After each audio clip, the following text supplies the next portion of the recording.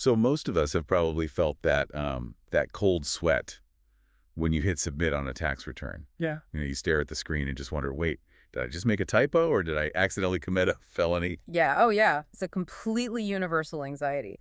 But, well, looking really closely at the Mexican federal tax code, that boundary between an honest mistake and, like, a criminal act is actually mapped out with surprising precision. Right. And that map is exactly what we're exploring in this custom deep dive for you today.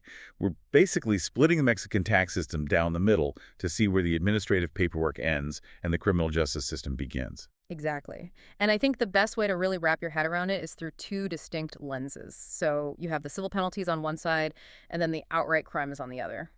Okay, so let's start on the safe side of that line. The administrative side. This is where you basically just drop the ball on your formal obligations, like Right. late filings, forgetting to update your business address, or formatting your digital invoices wrong. Right. The CFDI stuff and your RFC updates. Yeah, exactly. I kind of think of this like a parking ticket.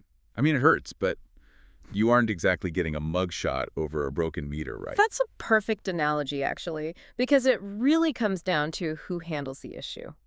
When you commit these administrative infractions, which are covered in Articles 70 to 91D of the Code, by the way, you are dealing strictly with the tax authority, the SAT. So there's no judge involved at all. No, no judge, there's no court date, it's just the agency handling it directly. Basically just them sending you a very expensive piece of mail. Yeah, pretty much. But, even without a judge, their internal tools are incredibly sharp. If you mess up your accounting for, say, 5 years straight, they can freeze your bank accounts, they can initiate a preventative shutdown of your business, or even seize your assets. Wait, really? Just administratively? Oh, absolutely. Embargoes are definitely on the table.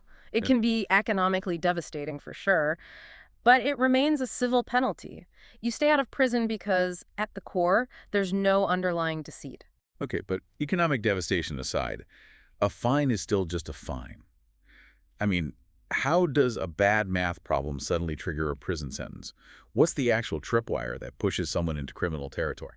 Well, it boils down to one word, which is intent. Or, in legal terms, dolo. The law draws a hard line at deliberate deception or causing significant damage to the public treasury. So we're talking about actual intentional fraud here. Right. If a business crosses into tax fraud like buying or selling fake invoices to invent ghost operations under Article 113Bs, or literally destroying their accounting ledgers, that is no longer a mistake. Yeah, that's a calculated action. Exactly. And when you hit those tax crimes, or delitos fiscales, which are Articles 92 to 115Ts, the whole process changes. And the burden of proof shifts then.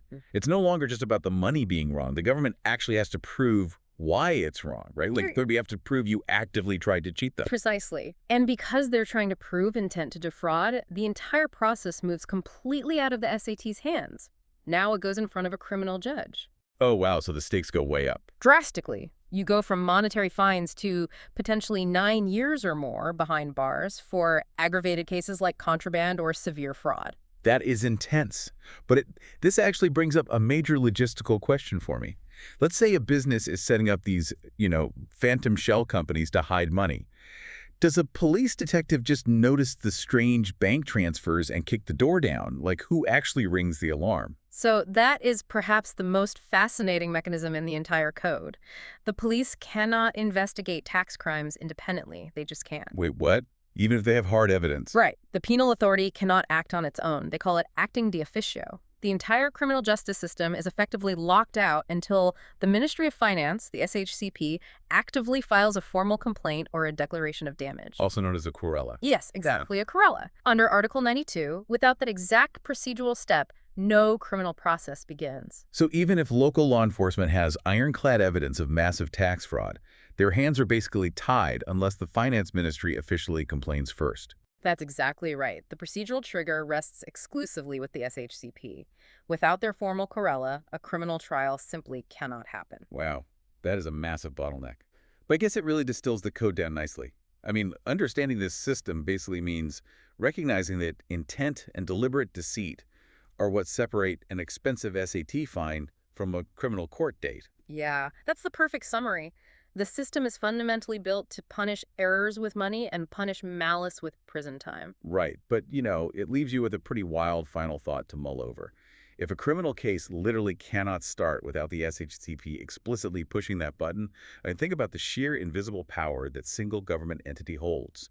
They're the ultimate gatekeepers, deciding whose creative accounting gets a quiet financial penalty and whose gets a highly public, jail-worthy prosecution.